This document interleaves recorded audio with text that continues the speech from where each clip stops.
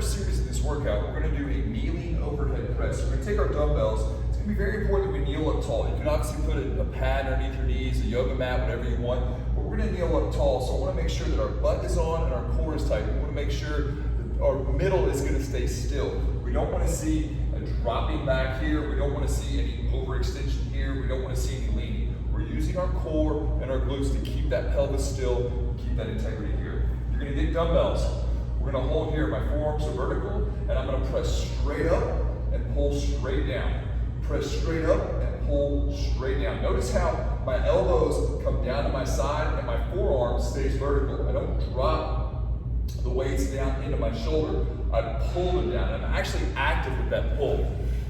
Also notice how my elbows are in front of my shoulder. I don't want to yank way back here. If you've got great shoulder mobility, you can pull back some. Most people don't. That really kind of lends us to arching that spine, and that's really, really bad for us. So we want to be in that scapular plane, a little bit with those elbows in front of our shoulders, getting a nice press. Also want to note that we're not banging the weights together at the top. We're not bringing them in. We're pushing the weights straight up, not in. So maintain that vertical position. Think elevator, not escalator, much like the squat that we did earlier in the week.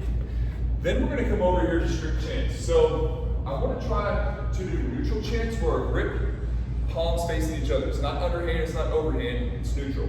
If you wanna go the underhanded route, that's fine. I'm gonna show us a couple different variations. If you're able to rep out some chin-ups, let's see them. Let's have at them. Let's try to really push the envelope and go hard there, okay? If you struggle with chin-ups, I've got a bench set up here. It can be plates, it can be a bench, it can be a step, whatever you want. We're just trying to get some elevation off that ground, raise the ground up to us. I'm gonna hang, get a good long stretch here and get some tension. So I'm pulling from my lat. It's important that I'm not pulling from my forearm, I'm not pulling from my elbow. I am gonna use my bicep, but that's not my primary puller. My primary puller is the lats and a little bit of the upper back. I'm gonna cheat and use my legs to give me a boost and jump up. This is only if I need the help. If I don't need the help, just do the chins. If I need the help, jump up, and I'm gonna control that descent. This is important all the way down. So notice how I straighten my arms out before I reset my feet. Make sure you're starting under. If we start behind here and I jump up, I'm gonna be swinging a whole lot, which I don't want. Start underneath, use your legs to give you a boost, pause, and control that descent down. We're gonna try to get 5 or 6 reps there. We're gonna do 8 to 10 reps here on the overhead press. When we start off, we're gonna do the higher repetitions with the lighter weight, moving the pattern, get used to the movement. Again, any kind of the warm-up phase, and then we're gonna go into heavier weight with lighter, lower reps, okay? So 8 to 10 here on the kneeling overhead press. Again, be tall, core tight, butt tight, no movement in the middle. Then we have our neutral chins, again, palms facing each other. Trying to bang out 6, 8, 10 reps if you can. If you're struggling with it and you need to scoot a bench under, use those legs to help get yourself up there. Work that eccentric. So if you're struggling with it, you can't get a chin, really hone in on those eccentrics. That's where you'll get stronger. Pull yourself up and then control that descent down. For our second circuit in this workout, we're gonna start on a step. Now, I've got this step. There's 3 risers you can use, 4 or 5. If you're taller, a bench is gonna be okay if you're taller, but if you're shorter, you're gonna want a lower bench. What we're gonna work on is a step down. So we're gonna start standing up on the step. We're gonna work this lowering portion of the step back.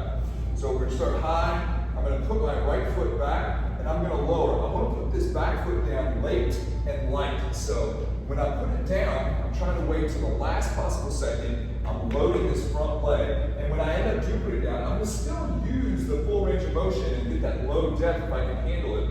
But I want 90% of my weight in this front hip right here. And I drive back up. You can reset by putting your foot, the rear foot back up on top, get yourself set. And we're gonna try to get kind of heavy with this. I'd love to see us with some 15s, some 20s, some 25s. If you're really pushing it, you can go heavier. Get a little bit of forward lean, but that spine angle stays tall. The knee is allowed to drift over the toes, but we want to load this hip as much as possible. And again, putting this back leg down as late and as light as possible. Okay, wait till that last possible second, and then when it does go on the ground, we only have 10 to 20% of our weight in that back leg. We'll do each side 8 to 10 times. Same as the last rep scheme. At first, go a little bit lighter, do 10 reps, as we get going, as we get later in the workout, what we want to do is increase that weight and try to get 8 reps. All right? Then we're going to grab a kettlebell, a dumbbell. We've had a lot of people using the landmine this week as well. Really, any implement is fine. We're going to do a lateral lunge. I'll use the kettlebell for demonstration here. We're going to load laterally into that hip, and I'm going to push back up. I want to go heavier today, so we're not going to worry about coming up into that hip flexion, working on the balance or anything like that, because we're going to focus on going heavy. So we're going to load and then explode up. This foot, the foot that we're lunging on, is going to come meet at the top. So we're going to provide plenty of stability for ourselves because we're going heavy. Load up, push out.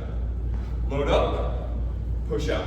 We're going to do 8 to 10 reps on each side there as well. Again, going heavy. You'll notice that we're only doing 2 exercises in the last round, 2 exercises on this round. Usually we do 3 or 4. The reason being is because we're trying to push that weight, trying to go heavy. Our reps have dropped from last week as well. So we got do all your left leg, 8 to 10 reps on the step down. Do all your right leg, 8 to 10 steps on the step down. Then we're going to do all left leg, then all right leg on our lateral lunges. And again, the emphasis here is going heavy, but you want to make sure that we're loading into that hip, both on the side lunge and the step down. Step down, we're loading into the up hip.